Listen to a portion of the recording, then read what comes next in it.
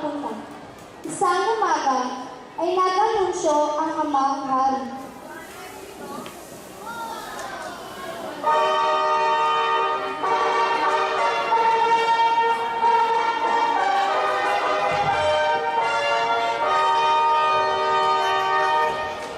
Ang amang hari. Ang sino man makapagsasabi sa akin kung saan pupunta ang aking munting prinsesa tuwing hating gabi ay bibigyan ko ng pabuya. At kung binata siya, ipapakasal ko sa kanya ang aking anak. Kapag hindi maganda impormasyon na binigay sa akin, siya ay pupugutan ng ulo bilang parusa. Marami ang nagtangkang makipagsapalaran, ngunit lahat sila ay nabigo. Wala pa rin nakapagsabi kung bakit nawawala ang prinsesa tuwing hating gabi.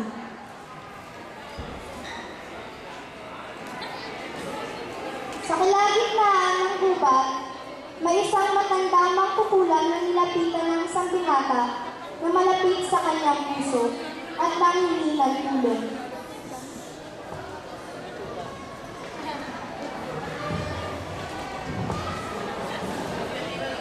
Ano may katulong ko sa'yo?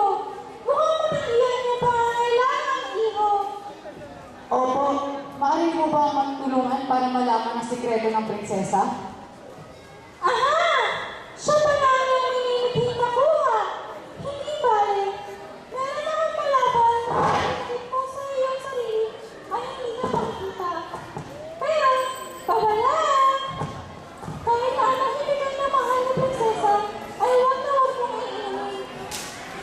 Maraming salamat po. Sisiguraduhin ko malalaman ko ang sikreto ng prinsesa. Nang gabi iyon, siya ay nasa labas ng silid ng prinsesa at handa ng magbantay. Bumukas ang pinto at naroon ang prinsesa na may dalang huni.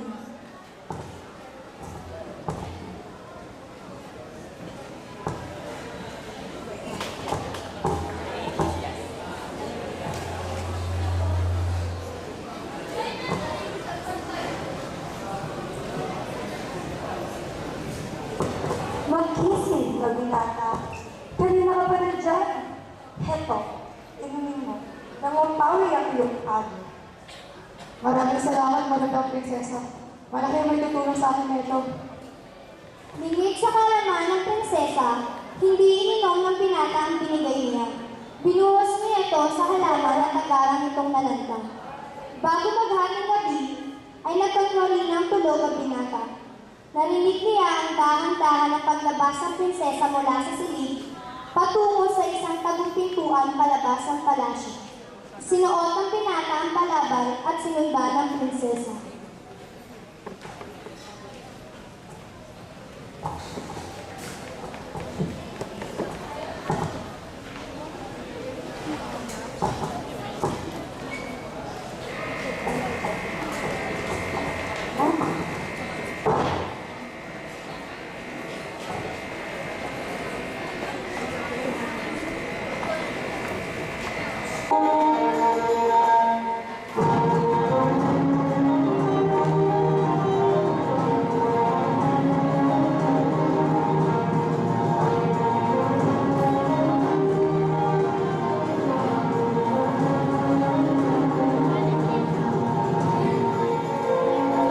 Yun pala ang kanyang ginagawa.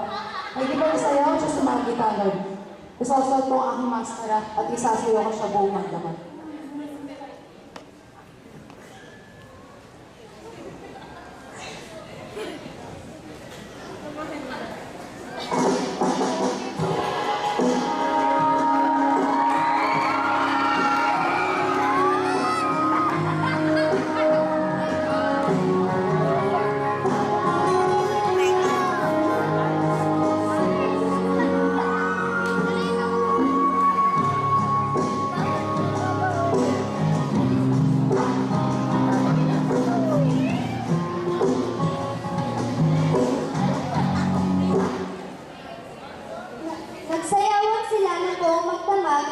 napagod ng prinsesa at napudpod na ang kanyang sapatos.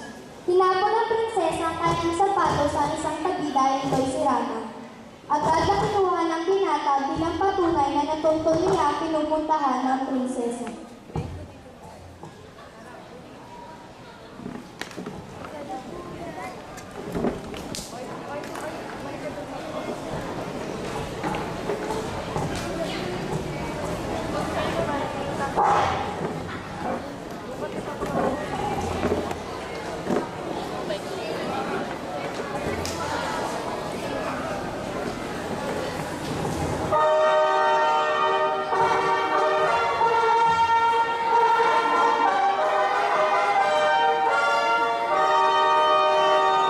Ang mahal na hari.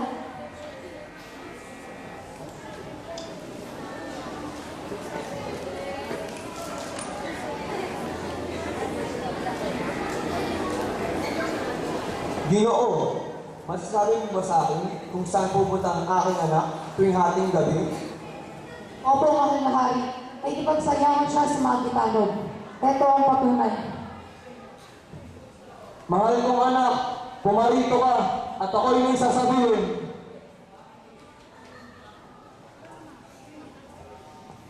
Amang hari, ano po yun?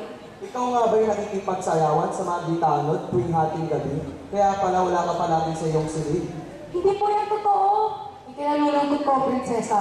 Pero sinundan kita kagabi at nakita ko na ikipagsayawan ka sa mga gitanod. Opo, ama. Palo. Ang binatang ito ay nakatuntun sa iyong pinupuntahan tuwing hating gabi ay nararapat na maging asawa mo bilang pagtupad sa binitawan kong salita. Pero amang hari, ako'y mayroon nang napupusuan. Nakasayaw ko siya buong gabi. Siya ang iyong mapapang-asawa at yan hindi na magbabago. Ayoko.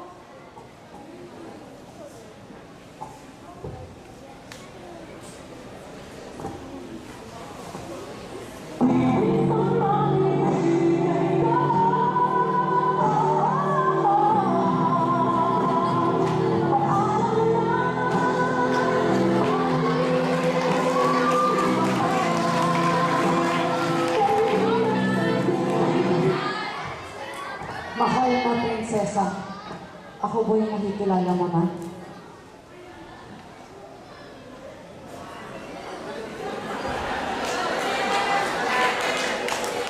Ikaw! Ikaw ang aking kasayaw buong gabi. Ang akala ko dito na tayo magkikita muli. O mahal kong prinsesa, nandito na ako sa iyong tabi. Hindi na ako mawawala. Ngayon at magpakailan ng pangako sa iyo.